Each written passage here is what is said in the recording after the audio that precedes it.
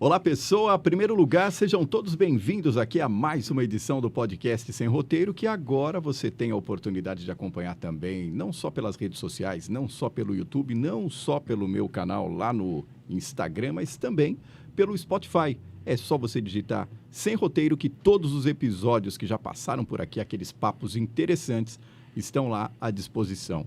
E hoje nós vamos falar sobre relações de trabalho e pandemia, que é um assunto que, por incrível que pareça, continua muito em alta no mercado. E o meu convidado, mais que especial, você vai conhecer depois da vinheta. Olha aí.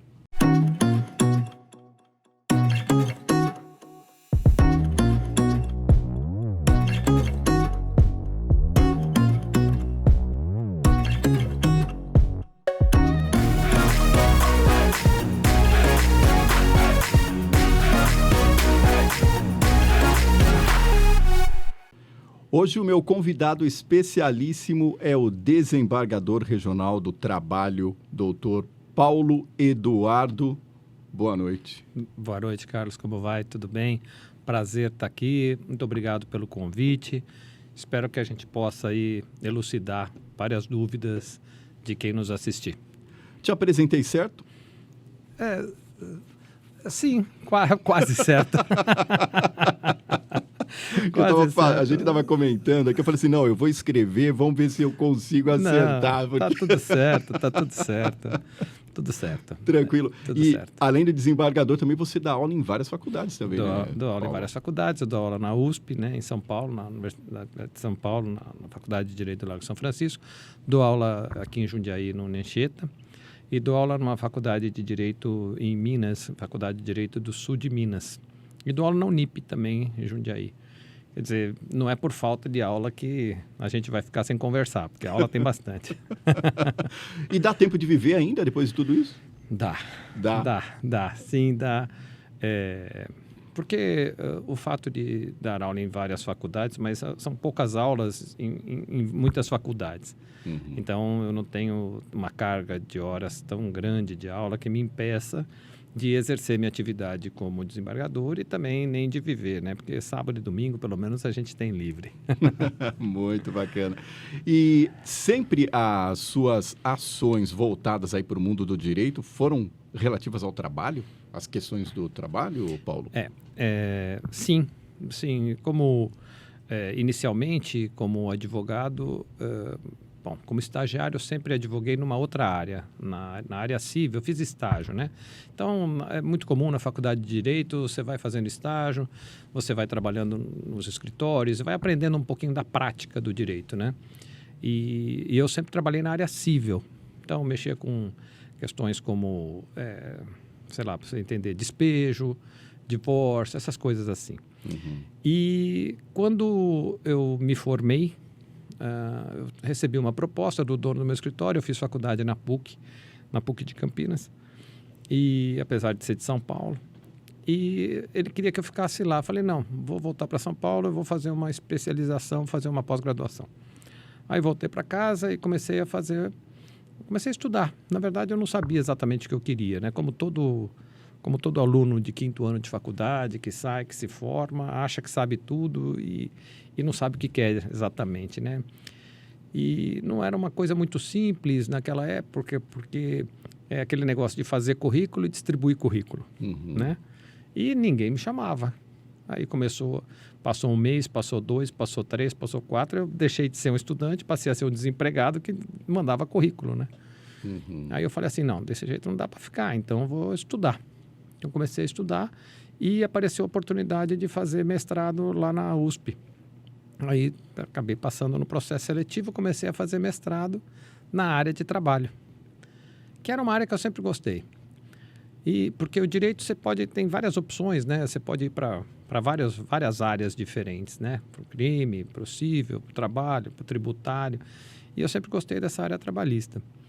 Comecei a fazer o mestrado e lá no mestrado conheci uma pessoa que inclusive era aqui de Jundiaí, o Cássio, que perguntou assim, você não quer... Eu trabalho no Itaú, no jurídico, você não quer ir para lá? Falei, quero, estou precisando de trabalho. Então, vai lá fazer um teste. Fui lá, fiz o teste, passei e comecei a trabalhar no jurídico do Banco Itaú, que, na verdade, era o jurídico de todo o grupo. Pegava DECA, Itautec, Itaú Seguros, tudo. Comecei a trabalhar no jurídico. Foi uma escola. Fiquei lá 3 anos. Depois do primeiro ano, eu resolvi que ia fazer um concurso. Falei, isso aqui não é para mim, vou fazer um concurso. E vou fazer um concurso para aquela ideia, né? Vou fazer concurso. Então, quando a pessoa fala assim, vou fazer concurso, para quê?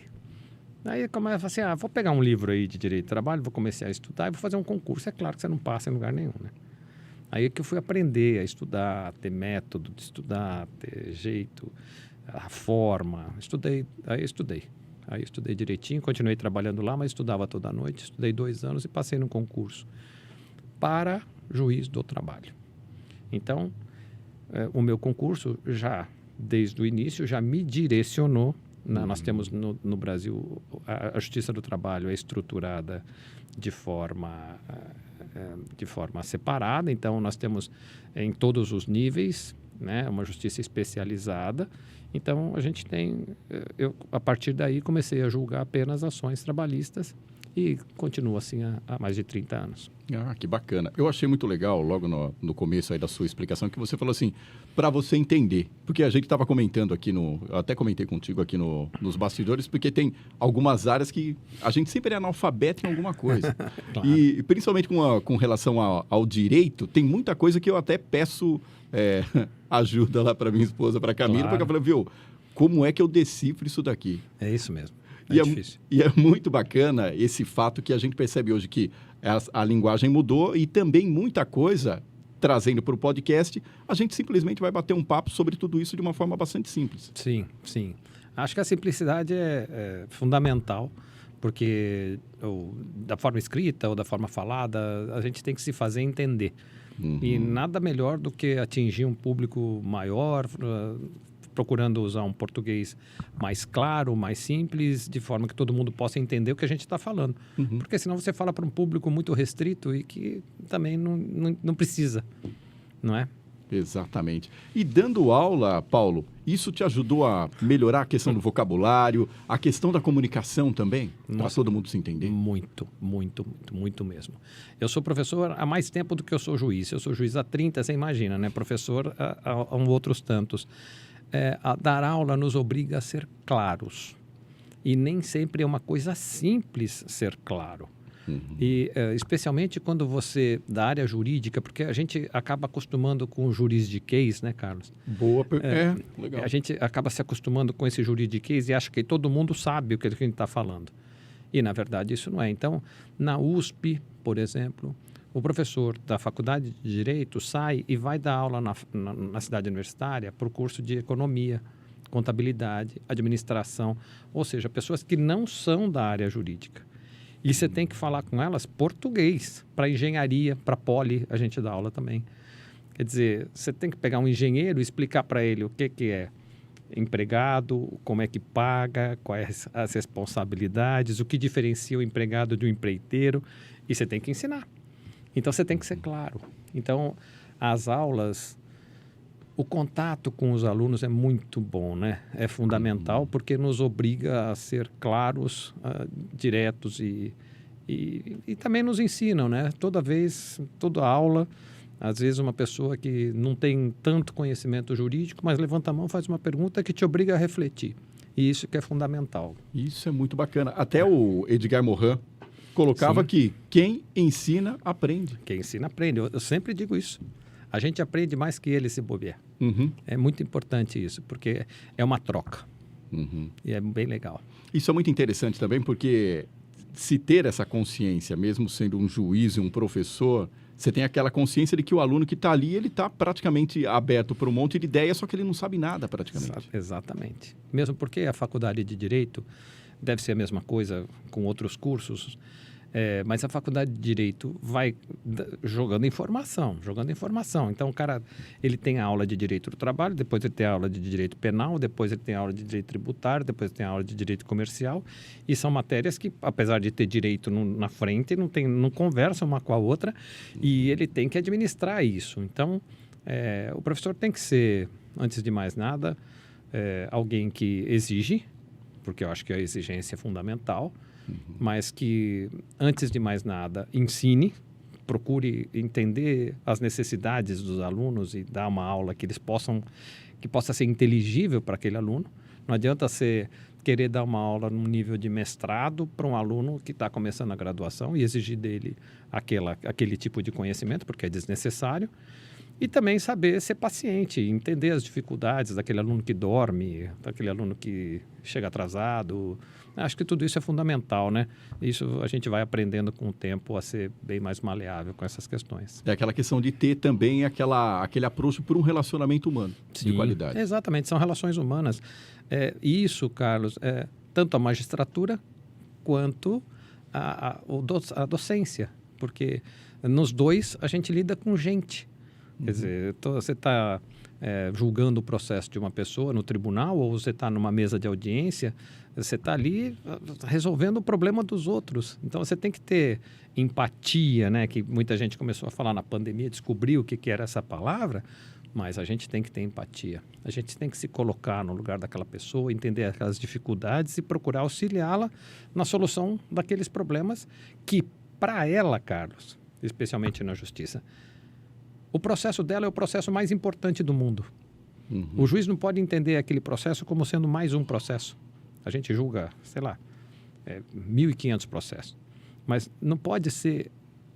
Aquilo não pode ser relativizado. Aquele processo, para aquela pessoa, é o processo mais importante do mundo e é assim que a gente tem que considerar, e é assim que a gente tem que respeitar, e é assim que a gente tem que cuidar desse processo, entendeu? E como que é considerar essa avalanche de processos, todos esses lotes, como um processo único? Que é esse que é o segredo da coisa. É por isso que você precisa, antes de pensar em fazer um concurso, você precisa pensar em querer, em ter vocação para aquilo. Você não pode interpretar essa atividade como um emprego. Para mim, toda a diferença está aí. Quer dizer, é desgastante, é cansativo, mas também não é do outro mundo. São coisas que se resolvem. Todas as profissões têm as suas especificidades e as suas dificuldades, que só quem está dentro delas sabe. Você tem as suas dificuldades dentro da tua profissão que eu não sei, você sabe.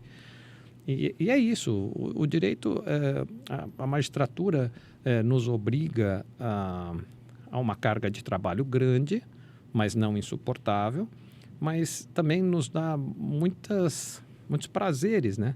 Como, por exemplo, poder ajudar uma pessoa, poder resolver uma questão, poder, enfim, fazer justiça de alguma forma, né?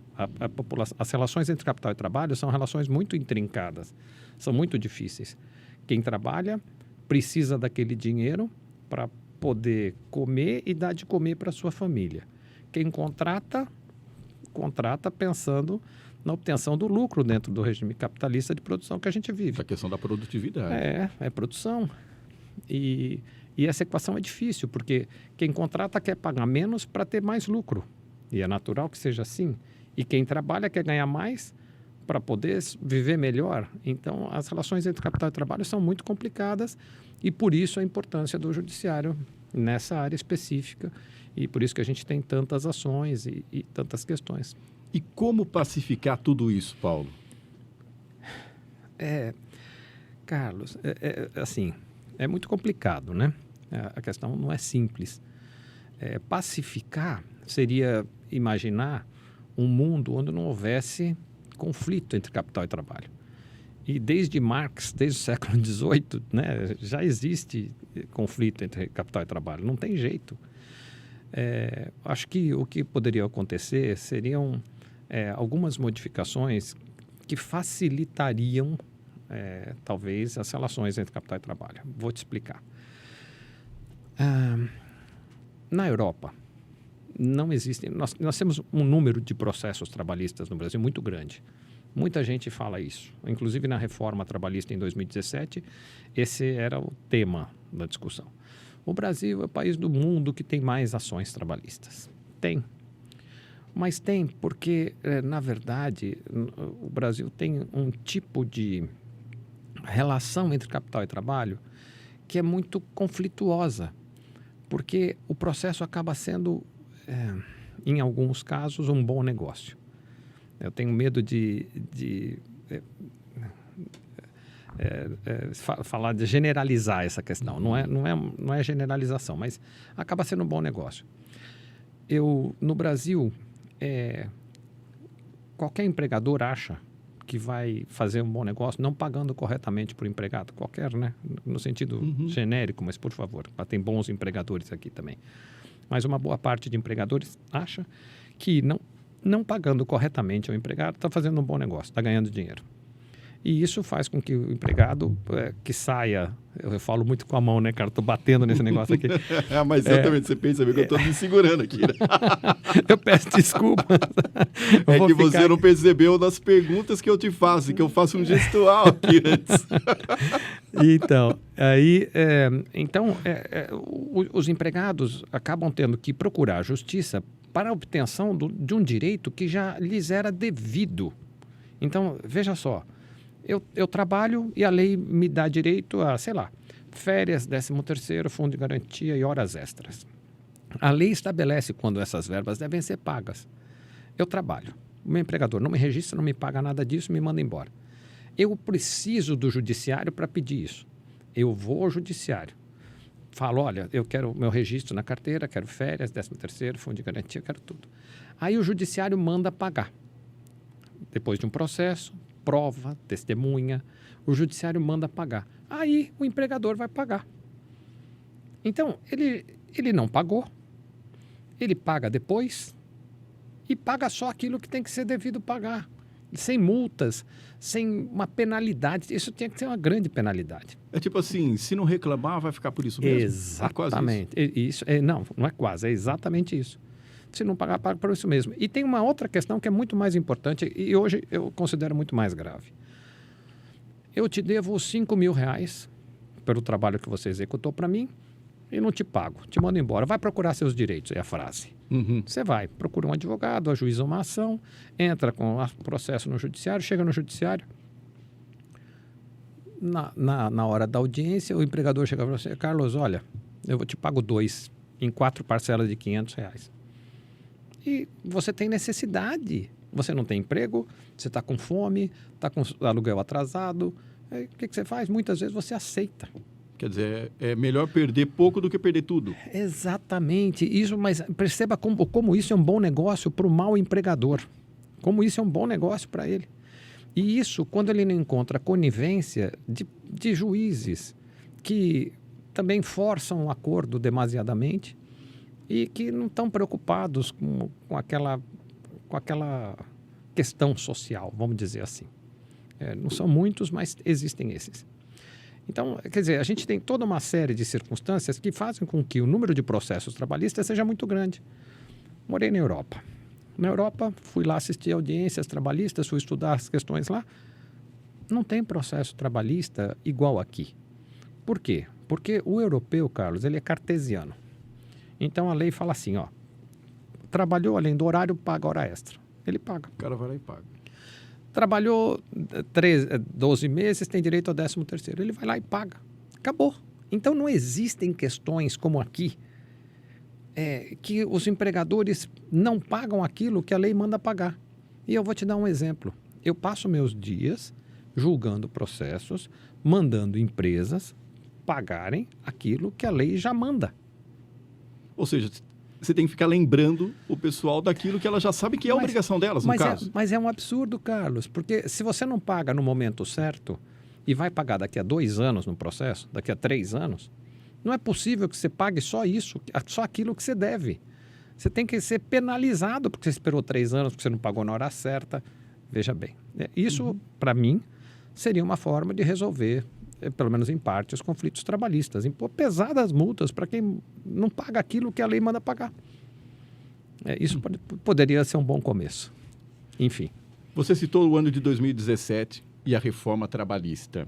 A reforma trabalhista ela veio como se fosse uma flexibilização para aumentar emprego e garantir alguns direitos para o trabalhador. Aconteceu isso na prática ou não necessariamente, Paulo? A reforma trabalhista, ela decorreu de vários problemas. Vamos lá. Começou com um projeto do Executivo, o Temer mandou um projeto para o Congresso Nacional propondo a mudança de 7 artigos da CLT. 7. Ao final da reforma trabalhista, se modificaram mais de 107 artigos. Então, ele sofreu, o projeto que saiu do Executivo sofreu, ao longo do Legislativo, uma maciça modificação e inserção de temas sobre os quais o projeto do Executivo não falava. Foi determinada a relatoria da reforma trabalhista na Câmara dos Deputados ao Rogério Marinho, deputado, posteriormente ministro Rogério Marinho. E o Rogério Marinho é engenheiro.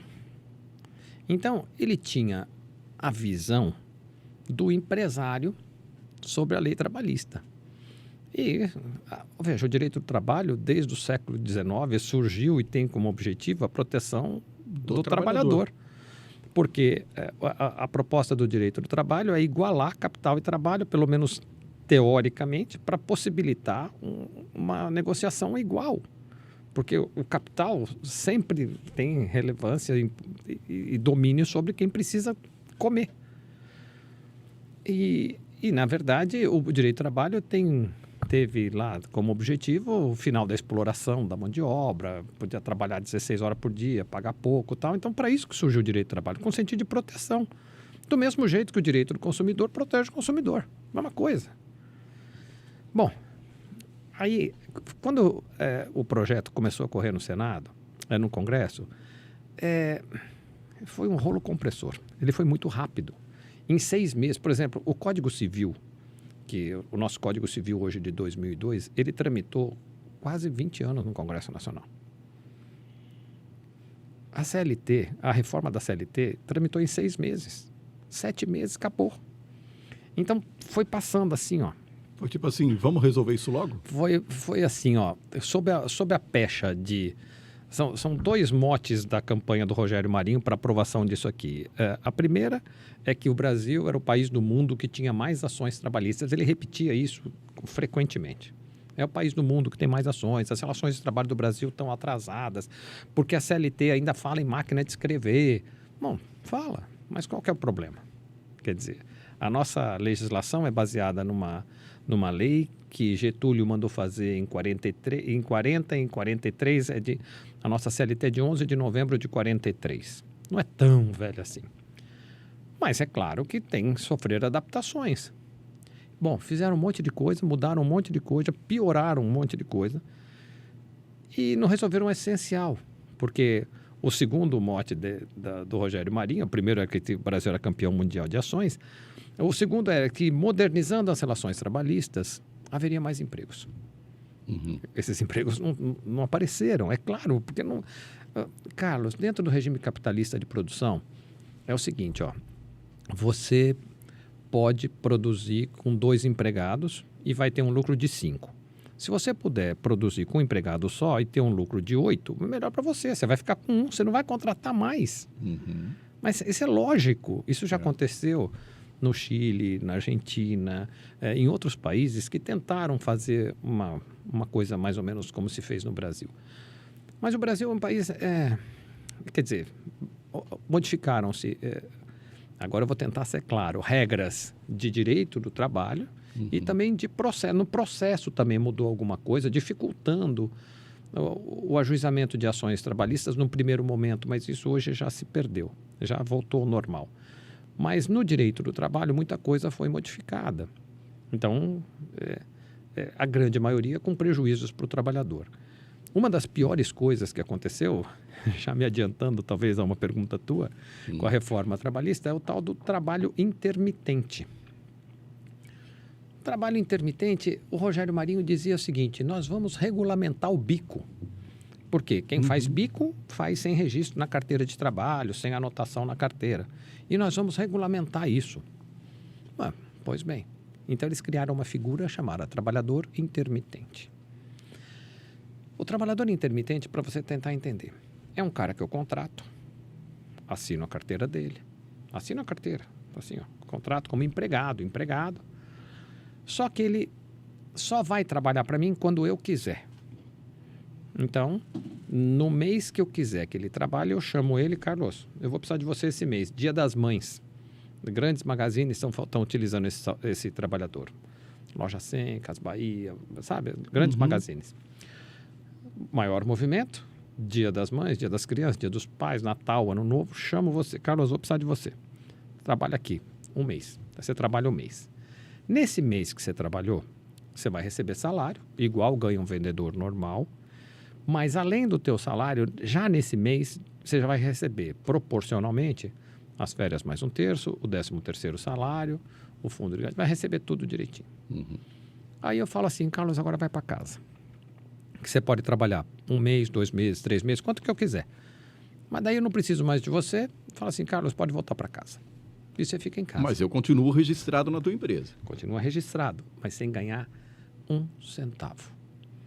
E o que é pior? Nem previdência social eu recolho para você. Nada, não recolho nada. Nem previdência social eu recolho para você. Ou seja, você fica em casa absolutamente desprotegido. E sem saber se está trabalhando para alguém. Apesar de ter a carteira de trabalho anotada lá. Não foi dada baixa na tua carteira, você está lá. Aí, Carlos, eu posso te chamar de novo. Mas eu posso te chamar de novo dentro de 1 mês, ou 2, ou 3, ou 5, ou 6, ou 8, ou X. A lei não fala quanto tempo você pode ficar esperando. Quando o empregador te chama, você pode recusar ir. Então, vamos imaginar que você já tenha arrumado outro emprego, você fala assim, não vou. Isso não tem penalidade para você. Mas aí como é que fica a baixa na carteira, no caso? Não, só dá baixa na carteira quando eu te mando embora. Mas aí eu dou a baixa e eu não preciso te pagar nada, porque tudo eu te paguei no mês que você trabalhou. Naquele proporcionalzinho lá, do Dia das Mães, por exemplo, que a gente colocou aqui. Exatamente. Cara. Veja como é que são as coisas. E, assim, a lei estabelece, a CLT estabelece que esse empregado vai ter direito a férias, a 13º. O que o empregador faz nas férias? Basta não te chamar 1 mês, pronto, tá aí as suas férias. Você entendeu? E também especifica que você pode ter tantos quantos trabalhos intermitentes você queira. Então, você pode ter 2 anotações na carteira, 3, 4, 5, de empregadores que te chamam dessa forma ou de outra, entendeu? Por exemplo, garçons, buffets. Buffet tem períodos que tem muito mais movimento, festas de final de ano em faculdades, por exemplo, julho,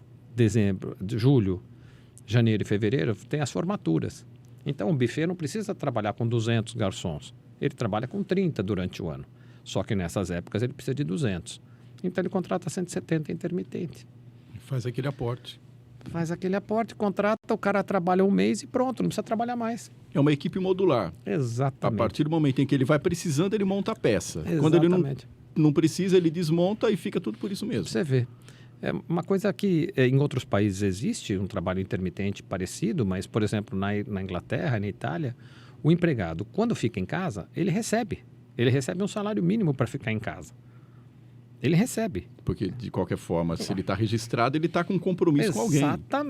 Exatamente. Que loucura.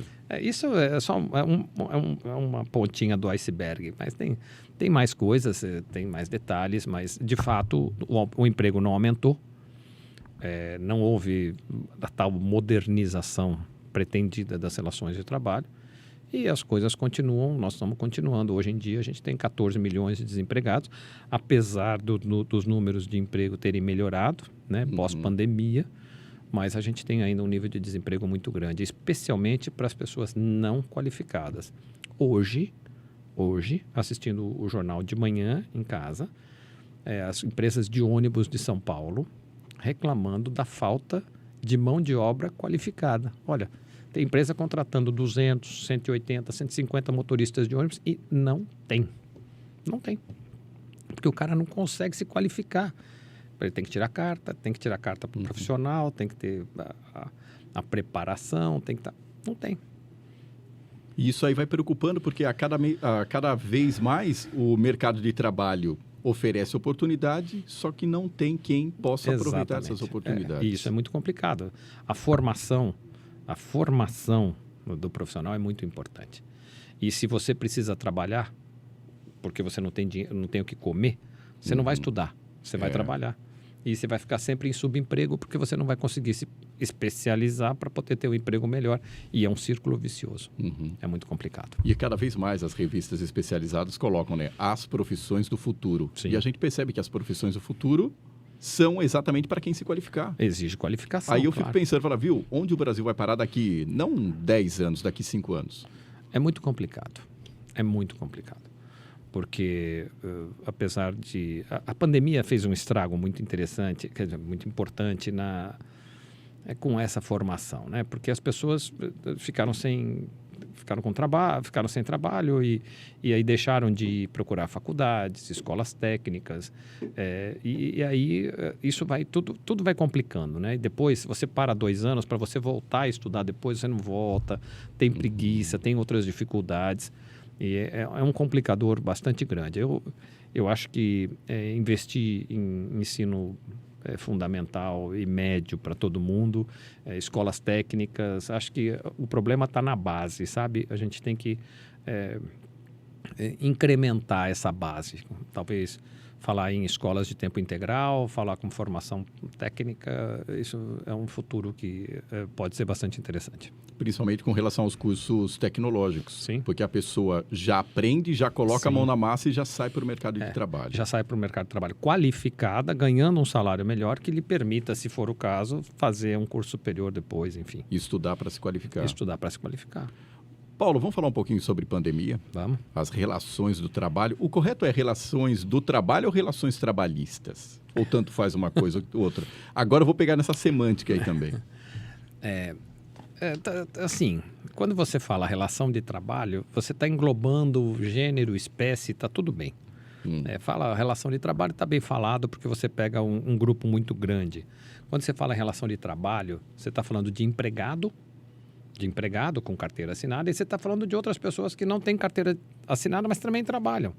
Você está falando do autônomo, você está falando do empreiteiro, você está falando do prestador de serviço, você está falando de todo mundo quando você fala relações de trabalho.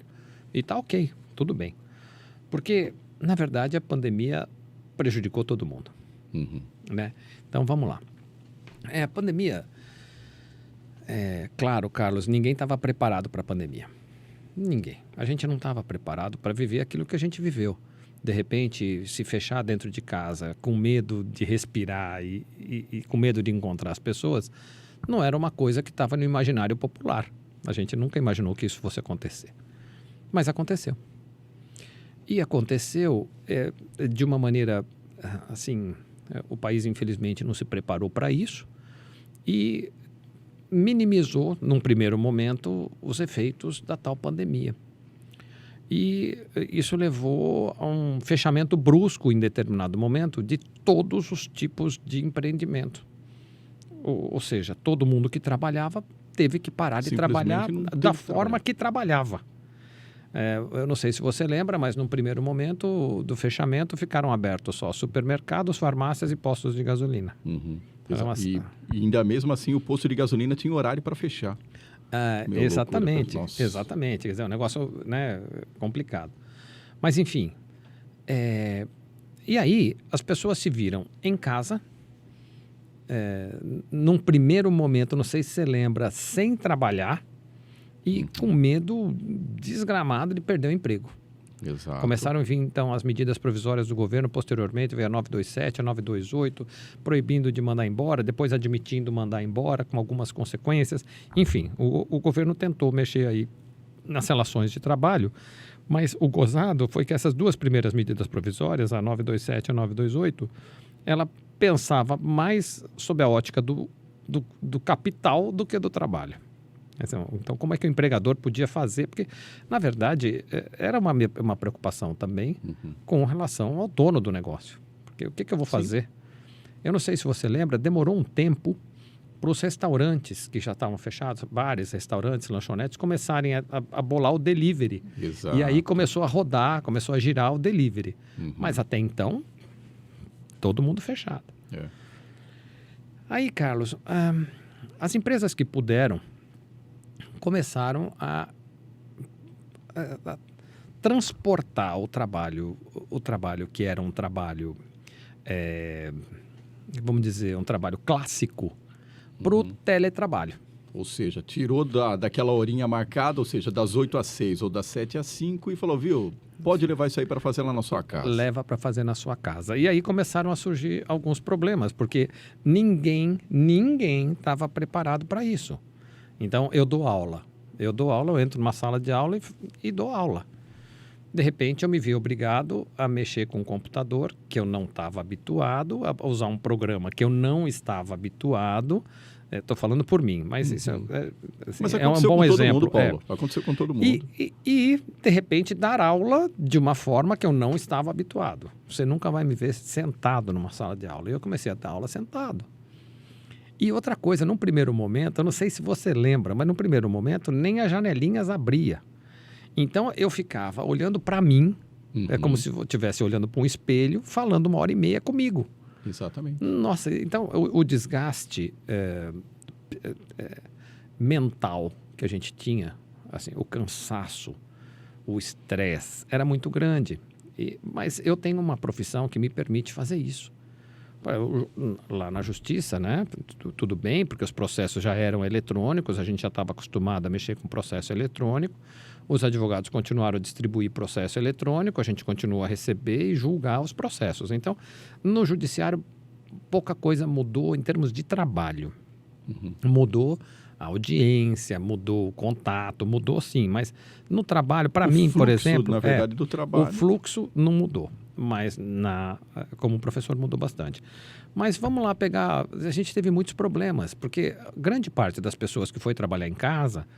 eram pessoas que não estavam, não tinham, além do costume, a própria profissão já era uma profissão que não demandava tanto trabalho em casa. Então, de repente, pessoas foram deslocadas das funções que faziam. Um torneiro mecânico foi colocado para fazer venda pelo computador. Ele não estava acostumado, não era do métier dele trabalhar com computador. E começaram a aparecer problemas assim. Para aquelas profissões ou para aquelas atividades que a pessoa já estava acostumada a trabalhar com computador, outros problemas começaram a surgir, como problemas derivados de uma violação da privacidade, da intimidade do empregado. Quantas pessoas têm 4 computadores em casa? Família média, pai, mãe, 2 filhos. Filho na escola estudando pelo computador, mãe trabalhando pelo computador, pai trabalhando pelo computador. Então, o filho tinha que assistir aula num telefone e dividir muitas vezes esse telefone da mãe ou do pai, enquanto que a mulher tinha que trabalhar num horário que o homem não trabalhava, porque tem um computador só em casa, e como é que ia fazer? Além disso, onde se colocar o computador? Então, pegamos processos aqui no tribunal, pessoas que tinham que trabalhar na cozinha de casa. Então, um apartamento de 50, 60 metros, vai botar o computador na cozinha. Não, mas você tem que colocar numa parede que não tenha... Começou assim, né? Não fica contra a luz. Exatamente. Você tem que abrir uma janela, trabalhe a luz natural. Isso, a luz tem que vir da esquerda, a parede atrás tem que ser lisa, não pode aparecer esses quadros. A pessoa não estava preparada. Quem tem escritório em casa? Não usa uma luz direta na cabeça porque vai escurecer seu olho e você vai ficar esquisito para o cara que está na reunião querendo fechar com você. Exatamente. Então, começaram a surgir esses problemas. Alguns bancos tiveram problemas de exigência demasiada de metas, porque assim, Carlos, já que você está em casa, vai trabalhando aí. Não, mas o meu horário de trabalho... Não, vai trabalhando aí, vai bater meta. Então, assim, como alguns empregadores passaram a exigir do empregado muito mais, porque, sob a justificativa de que ele estava em casa, então estava mais fácil para ele. Então, assim, vários problemas. Problemas do tipo, a pessoa aparece para uma reunião com uma camisa de gola, assim, sem gola. Assim, o cara acordou, tá de pijamão, exatamente. E falou, oi, bom dia, chefe, tudo bem? Qual é a meta de hoje? Exatamente. E aí, assim, não, mas como é que você está com essa roupa? Mulheres, isso gerou processo, eu não estou inventando aqui. Mulheres que apareciam, por exemplo, sem maquiagem. Não, mas você não está maquiada? Mas estou em casa. Não, tem que estar maquiada. E dava advertência, e dava punição. E chegava a mandar embora. Peguei um processo que o empregador mandou embora a mulher, porque ela estava descabelada numa reunião importante. Então, são, assim, vários problemas decorrentes porque o empregador entrou na casa do empregado sem autorização. Ou seja, você simplesmente levou a empresa para dentro da sua casa. Ou seja, todos aqueles colegas que você costumava trabalhar ali dentro do teu setor, de repente estavam dentro da tua casa. Dentro da tua casa. Até nos Estados Unidos teve um processo de uma empresa que a mulher deixou o computador, o chefe mandou um WhatsApp para ela, volta para o teu trabalho, que o cara simplesmente ficava monitorando todo mundo que estava ali para ver se o cara realmente estava cumprindo os 8 a 5 lá. Não é possível, né? Quer dizer, e aí vários problemas surgiram, né? Vários problemas surgiram, gente passando atrás, pessoa passando pelada, aconteceu de tudo. E um outro problema é o seguinte, Carlos, você tem computador na tua casa, mas o que você faz na tua casa? Eu não trabalho na minha casa. Então, o computador lá em casa é para, sei lá, pagar uma conta, ver um joguinho para o meu filho. Uhum. Então, a minha internet de 50 GB tá bom.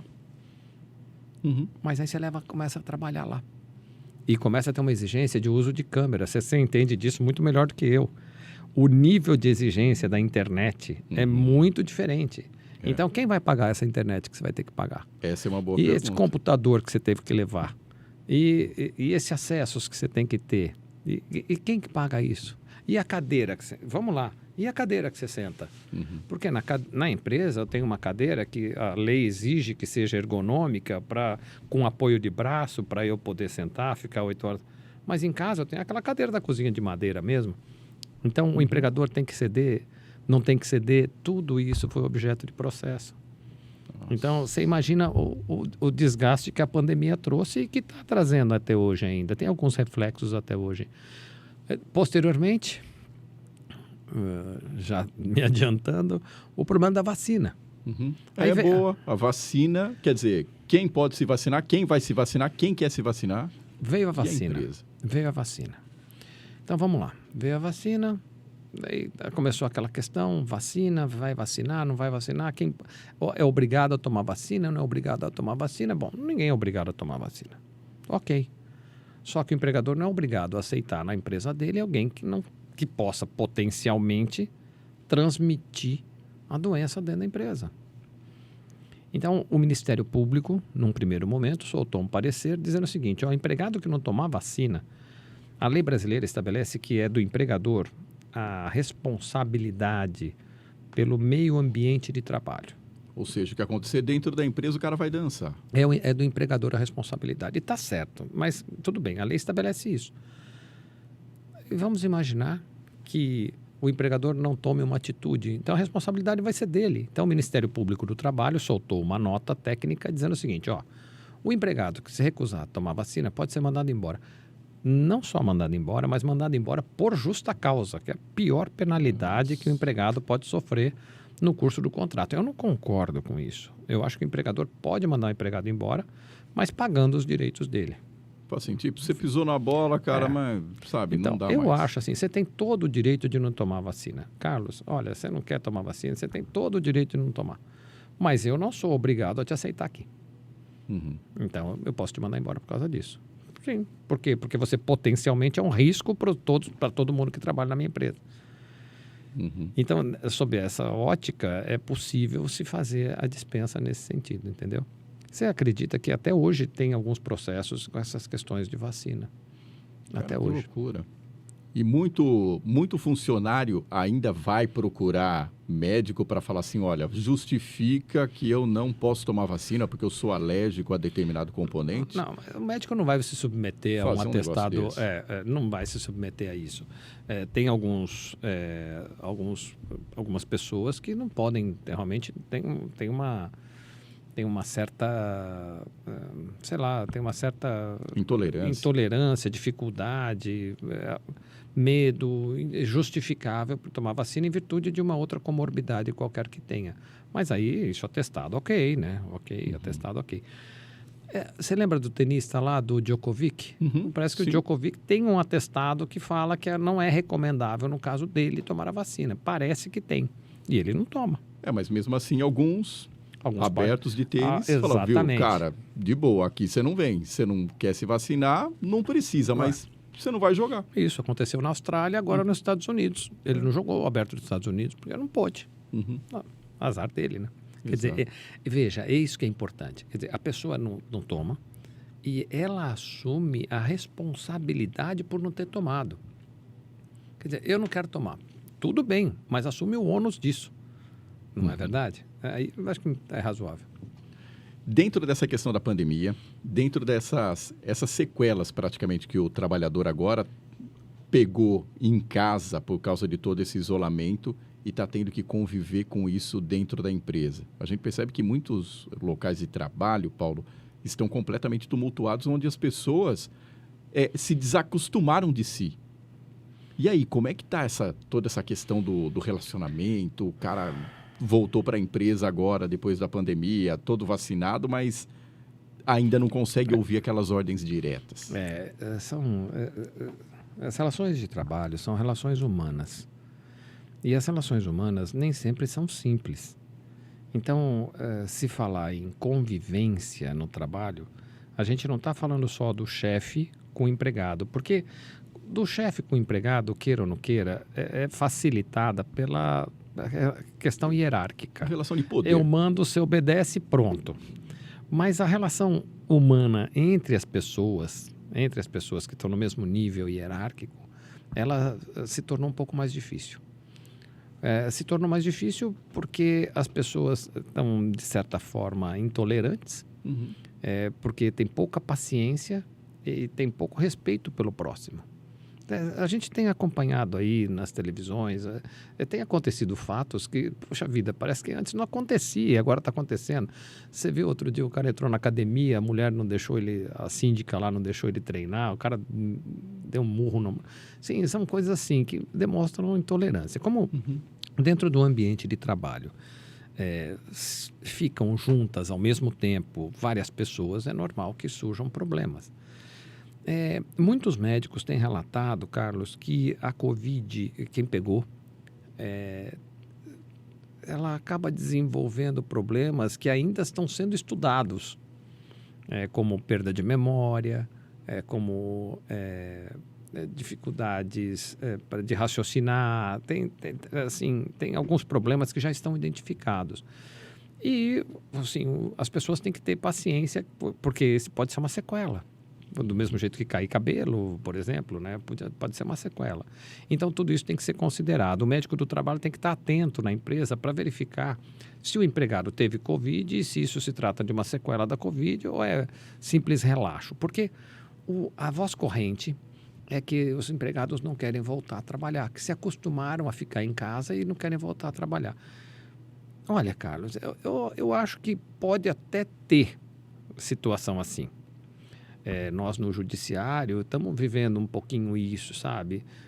Também funcionário público, aquele negócio, então fica em casa, daí não quer voltar a trabalhar, porque é muito mais conveniente trabalhar de casa, ainda mais uma função técnica.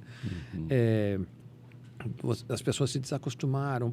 Cidades como São Paulo, em que se perde 1 hora para ir e 1 hora para voltar de qualquer lugar para qualquer lugar, ficar em casa e não ter essas 2 horas de deslocamento já é um sonho. Sempre foi um sonho. E aí eu quero abrir um parênteses aqui na nossa conversa, Carlos. Eu sempre sonhei em trabalhar em casa. Nossa, trabalhar em casa era meu sonho dourado. Até o dia que eu fui trabalhar em casa. Eu não quero mais trabalhar em casa nunca mais na minha vida. Nossa Senhora, você trabalha muito mais. Muito mais, Carlos. Muito mais. E, assim, eu sou só uma ponta de um extrato que é muito grande. É muito grande. As pessoas trabalharam muito mais em casa porque tinham medo de perder o emprego, né? A pandemia trouxe uma paura de perder o emprego. E aí, para não perder o emprego, eu vou ter que produzir mais. E aí, o outro está produzindo mais que eu, então eu tenho que produzir mais que o outro. Disputa. E essa questão da disputa é muito interessante a gente falar também, Paulo, porque assim, enquanto você está ali do lado do cara, você está vendo o que ele está fazendo na mesinha dele, é beleza, né? Você fala assim, o cara está mais lentão aqui, eu vou ficar mais na minha. Agora, quando você não está vendo esse cara, é exatamente isso que você falou. Fala assim, viu, enquanto eu estou batendo a minha meta em 75%, quem será que já bateu 82%? Quem bateu 80%? Quem já bateu 100%? Exatamente. Quer dizer, não tem aquele olho no olho, não tem aquela sinergia. Perder o emprego é sempre difícil. Agora, imagina você perder o emprego numa situação de pandemia que não tem emprego. Você sabe que se você sair na rua, você não vai encontrar, você não tem para onde mandar o teu currículo.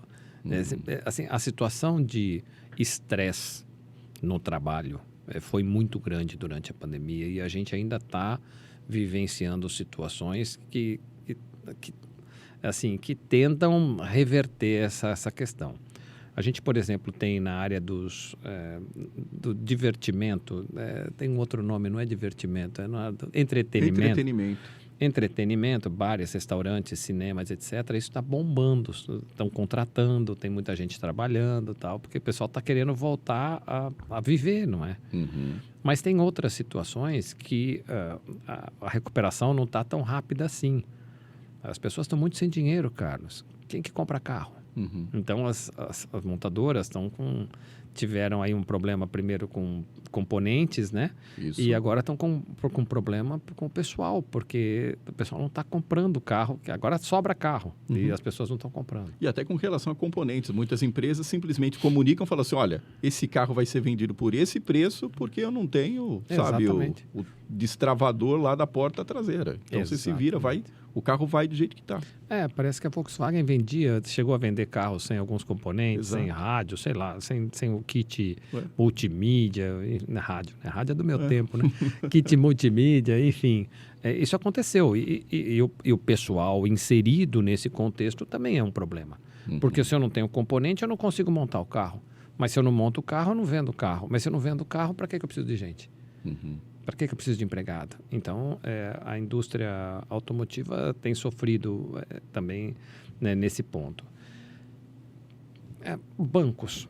A gente tem visto surgir, eu acompanhei lá atrás, o momento da informatização bancária. Todo aquele sistema de automação. Sim, automação. Carlos, os bancos contratavam, era o primeiro emprego de todo mundo, não sei se você lembra, da minha geração. Eu já tive vontade de trabalhar em banco. Isso, a minha geração, o primeiro emprego de todo mundo era banco. E outra, era muito charmoso, né? Nossa, gente, sou bancário. Exatamente. Cara, não, você bem legal. Casar uma filha com um gerente do Banco do Brasil era o sonho dourado de qualquer mãe. Isso é fato. Mas, de repente, os bancos começaram um processo de informatização que começou depois de uma greve, lá para 89, 88, teve uma greve bancária e essa greve foi muito bem feita. Então, os bancários conseguiram praticamente tudo que eles queriam nessa greve, porque naquela época você só podia pagar conta no banco. E as contas foram acumulando, até que a hora que os banqueiros falaram assim, vamos dar tudo que eles querem porque eles precisam voltar. Depois dessa greve, começou o processo de informatização. Então, começaram a surgir os primeiros caixas eletrônicos e tal. Carlos, hoje em dia, o que você não faz de casa? Você faz qualquer coisa no banco, de casa. O celular, você faz qualquer coisa. No meio da rua, então, você paga boleto. Só não sai dinheiro. Mas quem usa dinheiro hoje? Quem precisa de dinheiro hoje? Não é verdade? Outro dia parou um cara vendendo bala em São Paulo, no Farol. Bala. Assim, aquelas balinhas coloridas lá, não lembro o nome. Tipo Mentex. Isso. Tipo Mentex. Assim, eu vou comprar, vou ajudar o cara, dá R$2. Eu fui procurar minhas moedas lá, não estava com dinheiro. Ele falou, passa Pix. Pix? Cara, o cara tem Pix, aqui ó, Pix. Não é possível. Então, quer dizer, nem o dinheiro mais é preciso. Mas o que eu quero dizer, no Itaú, nessa época, trabalhavam 90 mil pessoas. 90 mil. É uma população de uma cidade. Hoje não trabalham 30. Você entendeu? Quer dizer, onde é que estão essas 60 mil pessoas? Então, os bancos começaram um processo de diminuição pela informatização. A nossa Constituição prevê, no artigo 7º, uma proteção contra a automação, mas na forma da lei, a lei não estabelece exatamente o que seja. Então, tem várias questões que estão fazendo com que o trabalho se modifique. Aquele trabalho que era um trabalho muito comum há 20 anos atrás deixou de ser. Carlos, quem tem empregada doméstica hoje? Quantas pessoas você conhece que tem empregada doméstica? Não, tem. Eu tenho um amigo aqui, eu tenho um outro ali, eu tenho um lá. Ok, mas antes todo mundo tinha. Essas pessoas eram pessoas sem qualificação. Quem era empregada doméstica era pessoa que não se qualificava, infelizmente. E que tinha que exercer essa atividade porque não tinha outra. Então, ela tinha que exercer essa atividade. Onde é que está essa pessoa hoje? Uma pessoa sem qualificação, Carlos, faz o que hoje? Uma pessoa que não sabe ler e nem escrever. O que ela pode fazer hoje? É construção civil. E outra, construção civil ali, né? Mexendo massa, carregando construção areia. Civil bem básica. Exatamente, no básico. E assim, ó, o cara não consegue nem ser porteiro de edifício, porque para ser porteiro de edifício tem que separar a correspondência, tem que saber ler. Tem que ter um aplicativo lá para ele lançar para falar para o condomínio. As câmeras, as câmeras, né? Ele tem que ter acesso ao computador para ver as câmeras do condomínio. Então, o mundo do trabalho está muito complicado. Pela falta de empregos, pela modificação dos empregos, pela falta de qualificação e pelos baixos salários. Tudo isso é problema. E os problemas vão desembocar na Justiça do Trabalho. A pandemia atrapalhou bem. A pandemia atrapalhou muito. Mas, assim, quando a gente começou a pandemia, a nossa diferença para a Europa é que a gente já começou a pandemia com 12 milhões de desempregados. E a Europa não tinha esse número. Então, isso fez uma grande diferença para nós. Porque quando o IBGE solta 14 milhões de desempregados no Brasil, ele não está falando das pessoas que não têm emprego, está falando daquelas pessoas que tinham emprego e perderam. Emprego formal, anotado na carteira de trabalho, e perderam. Não é considerado nesse número quem nunca trabalhou. Ou quem até desistiu de procurar emprego. Não, mas esse está desempregado, esse está nesse número. Que tinha emprego e perdeu. Mas aquele que nunca teve um emprego formal, nunca trabalhou registrado, ou aquele que saiu da faculdade e não achou emprego, esse aí não está. Esse aí não está na estatística. Não. Então o número é muito maior que esse. Né? Quantas pessoas você conhece, Carlos, que estão vendendo bolo, vendendo brigadeiro, fazendo sanduíche? Quantas pessoas? Então, aí entra aquela questão do tal do MEI, do micro... empreendedor individual. Que eu até pausei exatamente por isso, porque muitas vezes, outro dia eu estava lendo um artigo que dizia que muitas vezes esse MEI é uma pessoa desempregada que está tentando se legalizar. Não, muitas vezes não, na enorme maioria das vezes é isso. Na enorme maioria das vezes é isso. E isso aí mascara a estatística, né? Mascara a estatística, claro, porque para o governo esse cara tem emprego. Então, quer dizer... Ele tem atividade remunerada. Ele tem uma atividade remunerada, mas muitas vezes... ele não acha a ponta daquilo lá. Quer dizer, mas está faturando quanto? Então, Carlos, é muito difícil. Porque o MEI tem um teto de faturamento por ano. Ele não pode ser MEI e faturar mais do que... 81 mil por ano, perto né? de 80 mil por ano.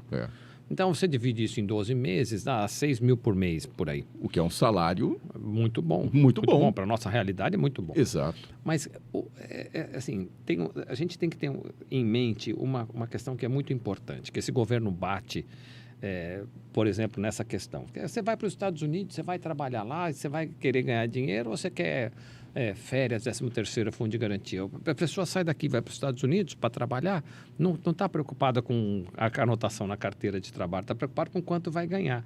Então, a ideia central vai trabalhar e não se preocupa com os seus benefícios. Mas a questão não é essa. A questão é o seguinte, olha, uma coisa é ter emprego, a outra coisa é ter emprego com qualidade, com respeito à dignidade da pessoa que trabalha. Então, quem trabalha tem que ter direito, posteriormente, a uma aposentadoria. Então, para eu ter direito a uma aposentadoria, então, veja, já vai aumentando o custo. Quem trabalha tem que ter direito a um período de férias. As férias não existem à toa. Existem para que haja um descanso do trabalhador, para que ele possa se recuperar para mais um ano de trabalho. Para ter aquela descompressão. Exatamente. Isso não vai gerar doenças, isso vai gerar um bem-estar para ele, vai trabalhar melhor.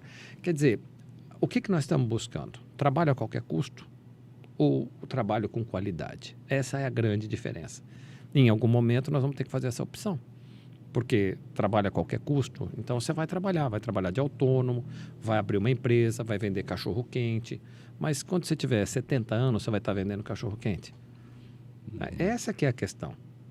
Porque quando você tem 20, você fala assim, vou vender cachorro-quente, ok. Você não está pensando na tua aposentadoria. A tua aposentadoria está 40 anos dali. Mas e quando você chega? Quem que vai cuidar dessa pessoa com 70 anos que não tem emprego formal, não tem recolhimento para a Previdência Social e o Estado vai deixar morrer de fome? É muito complicado. É toda uma questão daquele... Muitas vezes a gente ouvindo alguns coaches falar, não, é só você se planejar para a sua velhice. Mas, se fosse assim, né? Carlos, quem é que ganha R$ 1.500 por mês e se programa para a sua velhice? Não é possível, Sem gente. chance. Assim, a grande massa... Outro dia eu estava vendo uma pesquisa eleitoral. E a pesquisa eleitoral dividia... Eu achei interessante porque ela dividia por extrato de salário. Então, ela falou assim, ó, pessoas que ganham até um salário mínimo votam assim, ó, primeiro nesse, segundo naquele e tal. Pessoas que ganham de 2 a 3 salários mínimos, vota nesse, vota naquele e tal. Pessoa que ganha de 4 a 5 salários mínimos, então vota nesse, vota naquele, assim. Aí ela parou, a moça do jornal, falou assim, ó, aqui nós temos 75% da população eleitora no Brasil. Até 5 salários mínimos. Então, 5 salários mínimos dá R$7.000. Então, 75% das pessoas da população economicamente ativa, então, porque são menos de 70, né? Mais de 18, mais de 16 e menos de 70 são as que votam, ganham até 5 salários mínimos. Até R$7.000. Então, o grosso, o enorme, a parcela enorme da população ganha um salário desse. Como é que vai se programar para a velhice, Deus do céu? Quer dizer, assim, se você pensar no custo que tá as coisas, né? R$35 o quilo da carne, R$1 cada pãozinho, R$8 o litro do leite. Se você começar a pensar nisso, você fala assim, não é possível. E outra, até você falou nessa questão, Paulo, do custo de vida. Enquanto as estatísticas governamentais dizem que a inflação pode chegar a 10%, etc. e tal, se você for comparar aí o que aconteceu em muitas casas, a inflação já está chegando a 45%. Claro, se você não tem carro, a inflação baixou porque a gasolina baixou, o etanol baixou, ok. E se você não tem carro? Então, Você não tem condição nem de ter um carro, você come. Comer todo mundo come. Sim. Então, a inflação da comida é muito diferente da inflação do IBGE. É muito diferente.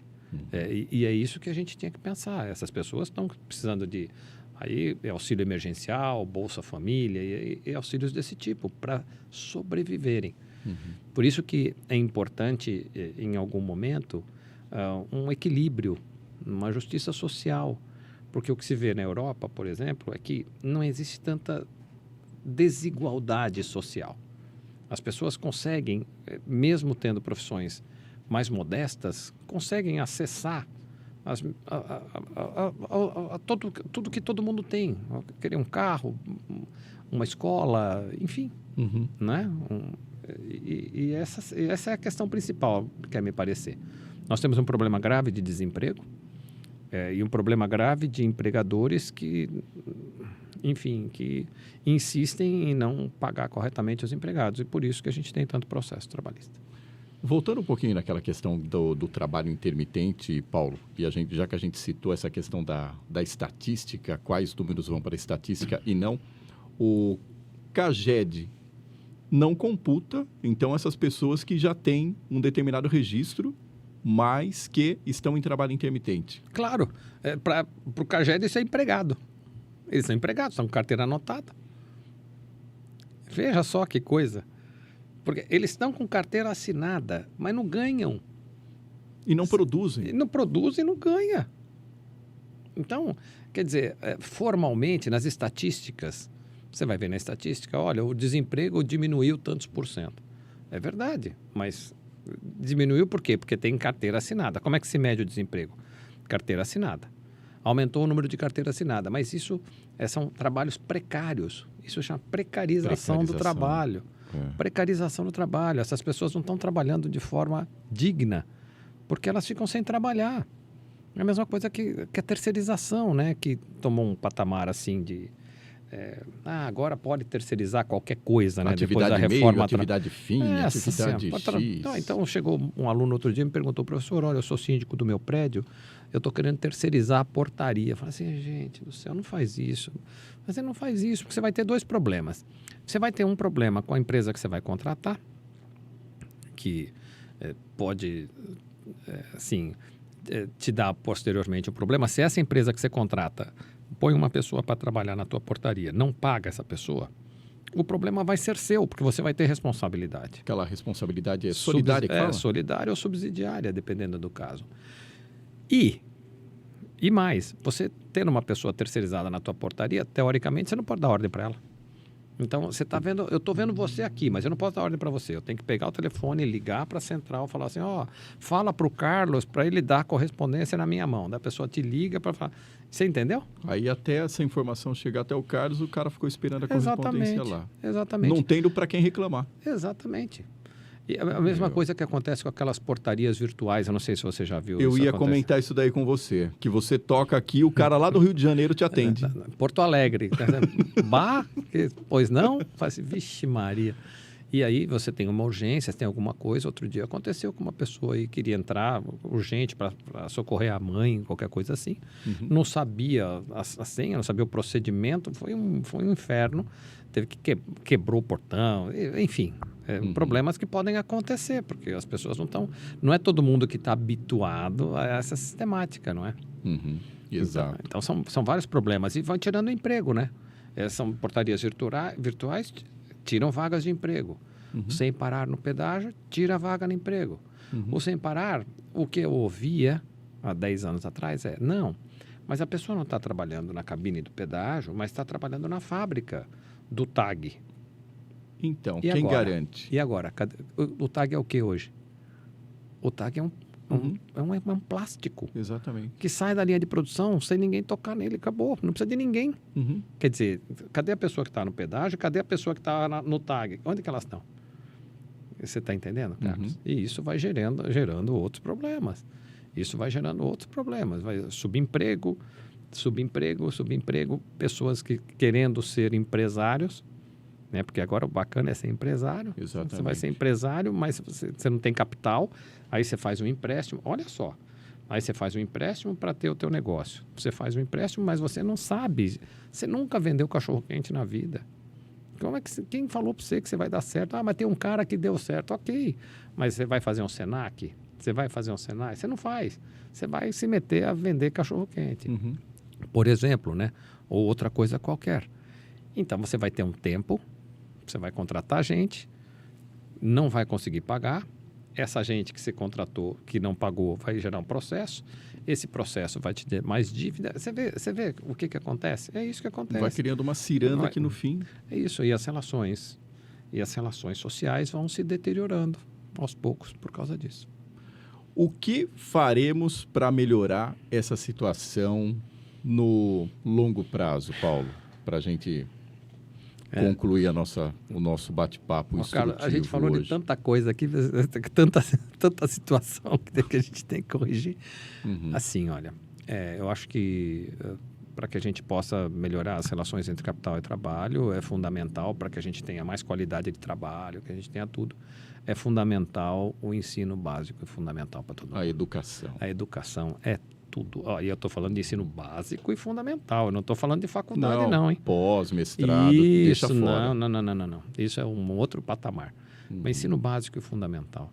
Se as pessoas souberem ler, souberem escrever, souberem interpretar uma frase, isso vai ser muito importante. Valorização do professor no ensino básico e fundamental.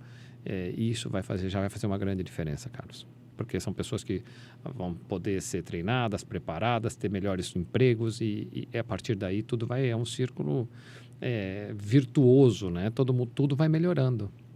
E especialmente, Carlos, aproveitando o ensejo, né? Para aquelas pessoas que têm mais dificuldade, pessoas portadoras de deficiência, por exemplo. Quando eu fiz isso, eu sempre estudei em escola pública. E quando eu estudei em escola pública, tinham na minha classe 3 ou 4 alunos com deficiência motora grave. E, sabe, num primeiro momento foi chocante. 5ª, 6ª série. Cadeira de roda e tal. Mas no final do ano foi maravilhoso, porque houve uma integração completa. Então, eu convivi com pessoas portadoras de deficiência, a gente se revezava, levava, brincava. Enfim, era um aluno como outro qualquer. Ou seja, a inclusão é tudo também. Inclusão. Mas essas pessoas, Carlos, como é que elas chegam na escola? Então, elas não chegam na escola. Tem um atende em São Paulo que leva, que traz. Mas, assim, os teus filhos, os meus filhos, não estudaram com ninguém com portador de deficiência. Eles não tiveram essa realidade. Você sabe que existe, mas ele não está lá. Exatamente. Cadê, Carlos? Cadê? Eu discuto isso, eu comento isso daí direto em casa. Falo, viu? Exatamente. Onde que está esse cadeirante aqui dentro da sala de aula? E a lei 8.213 de 91 estabelece uma cota para pessoas portadoras de deficiência. Toda empresa tem que ter pessoas portadoras de deficiência trabalhando. Mas as empresas dizem assim, não posso. Não tenho jeito de contratar porque essas pessoas não estão qualificadas. Elas não estão qualificadas porque elas não entram na escola. Elas não entram na escola porque elas não conseguem acessar a escola. Você está entendendo como é que é o problema? Sim. É. Então, eu acho que uma solução interessante seria trazer para as empresas a responsabilidade pela formação escolar dessas pessoas. Tem que ter, não tem escola, você arruma aí, você monta uma sala de aula e a qualifica, dá ensino básico e fundamental para essas pessoas, ou então paga, sei lá, e faz algum convênio. Exatamente, é a responsabilidade do empregador. Acho que é a única solução. Começar a aumentar esse tipo de responsabilidade praticamente para todo mundo. Para todo mundo. Para girar a economia de uma forma diferente também. Exatamente. Tem muita coisa que melhorar, né, Carlos? Muita coisa. O respeito, a educação, a gentileza, a empatia, o respeito com a mulher. Né? Isso é tão importante. Você viu essa coisa que aconteceu com a repórter da ESPN? Nossa, eu achei aquilo foi uma estupidez danada. Né? E o cara, só deu um beijinho nela. Não, que isso, para, hein? Não, para. assim, tá na hora já da gente prestar atenção e respeitar a mulher como um ser humano. Tá na hora. Mulher não é objeto. Isso é muito importante dentro das relações de trabalho ou fora dela. Assim, acabou. Num país que o presidente se diz imbrochável, né? É muito complicado. Aquele isso. coro de ontem. É muito complicado. É muito complicado. Mas a gente tem, de uma maneira ou de outra, a gente tem que ensinar nossos filhos. Uhum. E acho que a partir daí, né? Ensinar nossos filhos e as escolas a tocarem nesse assunto e conversarem sobre isso também, que é uma outra questão importante. Mas isso já era outro podcast. Com certeza. Digamos assim, hoje não teve podcast, hoje teve aula. Que isso. Que, aliás, você dá aula, agora você deu aula aqui no Sem Roteiro também. Que isso. Foi um bate-papo muito gostoso. Agradeço muito a gentileza, o convite. Eu que agradeço. E estou à sua disposição, sempre que você quiser, estou às ordens. Muito obrigado, Paulo, por essas informações, por essa aula aqui que eu coloquei. Eu sempre costumo dizer aqui para os ouvintes que essa aqui é uma verdadeira universidade dentro do podcast, porque a gente tem essa possibilidade, essa liberdade de conversar com pessoas de todas as matizes, de todos os estratos, de uma forma aberta, assim, sem aquelas linguagens rebuscadas. Claro. Eu acho fantástico. Você sabe que eu trabalho com comunicação, media training, e quando eu consigo colocar assuntos complexos com uma linguagem acessível, para mim, eu ganhei o dia. É isso mesmo. E você me ajudou hoje a ganhar meu dia. Fico muito contente com isso. Espero que a gente possa ter ajudado as pessoas a tirar algumas dúvidas. Como que eu vou terminar esse podcast? É isso.